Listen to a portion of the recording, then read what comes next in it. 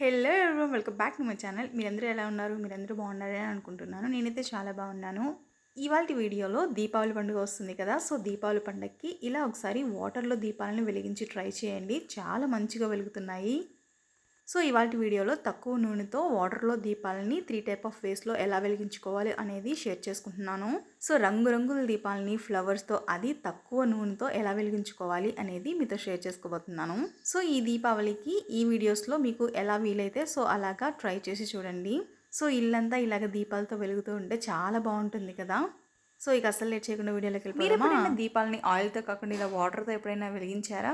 అయితే ఇలా ఒకసారి దీపాలను వెలిగించి ట్రై చేయండి. తక్కువ నూనెతో ఎక్కువసేపు దీపాలను అయితే వెలిగించుకోవచ్చు.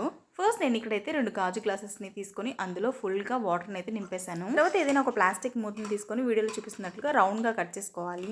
తర్వాత దానికి మధ్యలో హోల్ని పెట్టుకొని ఆ హోల్లో నుంచి వత్తిని పెట్టుకోవాలి. తర్వాత ఆ వాటర్లో కొంచెం నువ్వుల నూనె కూడా యాడ్ చేసుకున్నాను.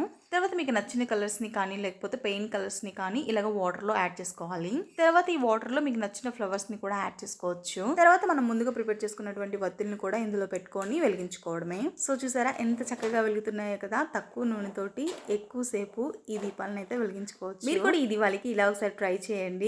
దివాళీ పండుగ వస్తుంది కదా, ఇంటి నిండుగా ఎన్ని దీపాలను పెట్టుకుంటే ఇల్లు అంత బ్యూటిఫుల్గా కనిపిస్తుంది కదా. సో అలాగా దీపాలతోనే కాకుండా ఇలాగ ఫ్లవర్స్తో కూడా ఇంటిని చాలా అందంగా అలంకరించుకోవచ్చు.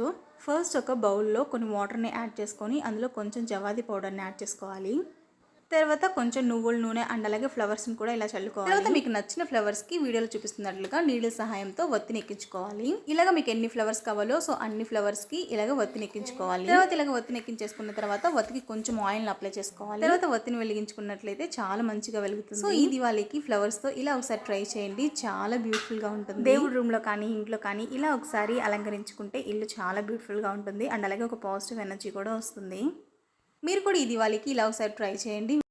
వాటర్తో దీపాలను మీరు ఎప్పుడైనా వెలిగించారా? అవును, నేను చెప్పింది మీరు విన్నది నిజమే. ఈసారి దివాళీకి ఇలా ఒకసారి ట్రై చేయండి. వాటర్లో చాలా అంటే చాలా సేపటి వరకు మంచిగా వెలుగుతున్నాయి దీపాలు అయితే. సో ఫస్ట్ అయితే ఇలాంటి ప్లాస్టిక్ డిస్పోజల్ గ్లాసెస్ కానీ లేకపోతే గాజు గ్లాసెస్ నిండా ఇలా వాటర్ నింపేసి తర్వాత ఈ వాటర్లోకి మీకు నచ్చిన కలర్స్ ని యాడ్ చేసుకోవాలి. నేను ఇక్కడ వచ్చేసి ఎల్లో అండ్ అలాగే రెడ్ కలర్ ని యాడ్ చేసుకుంటాను. అండ్ దెన్ ఇలాగ కలర్స్ ని యాడ్ చేసుకున్న తర్వాత కొంచెం నువ్వుల నూనెను కూడా యాడ్ చేసుకోవాలి. ఈ దీపాలను వెలిగించుకునే దానికి ఎక్కువ ఆయిల్ కూడా అవసరం లేదు. కొంచెం అంటే కొంచెం ఆయిల్ అయితే సరిపోతుంది. తర్వాత ఏదైనా ప్లాస్టిక్ మూతది ఇలాగ రౌండ్ గా కట్ చేసుకొని దాంట్లోకి ఇలాగ వత్తిని ఇన్సర్ట్ చేసుకోవాలి. ఇలాగ వత్తిని ఎక్కించేసుకున్న తర్వాత ఇప్పుడు ఈ వత్తికి కూడా కొంచెం ఆయిల్ ని అప్లై చేసుకోవాలి. ఇలాగ వత్తికి ఆయిల్ ని అప్లై చేసుకున్న తర్వాత ఇప్పుడు దీన్ని గ్లాస్ లోకి పెట్టి వత్తిని వెలిగించుకున్నట్లయితే చాలా చక్కగా వెలుగుతుంది. సో చాలా సేపటి వరకు వెలుగుతుంది కూడా. మీకు కూడా నచ్చినట్లయితే ఈ దివాళీకి ఇలా ఒకసారి ట్రై చేయండి. చాలా తక్కువ నూనెతోటి వెలిగించుకోవచ్చు.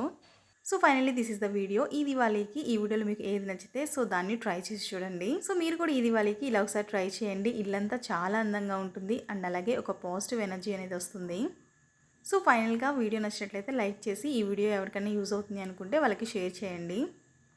ఇంకా మన ఛానల్ని ఎవరైనా సబ్స్క్రైబ్ చేసుకోకపోతే సబ్స్క్రైబ్ చేసుకోండి కదా please. Until then see you in my next video. Bye.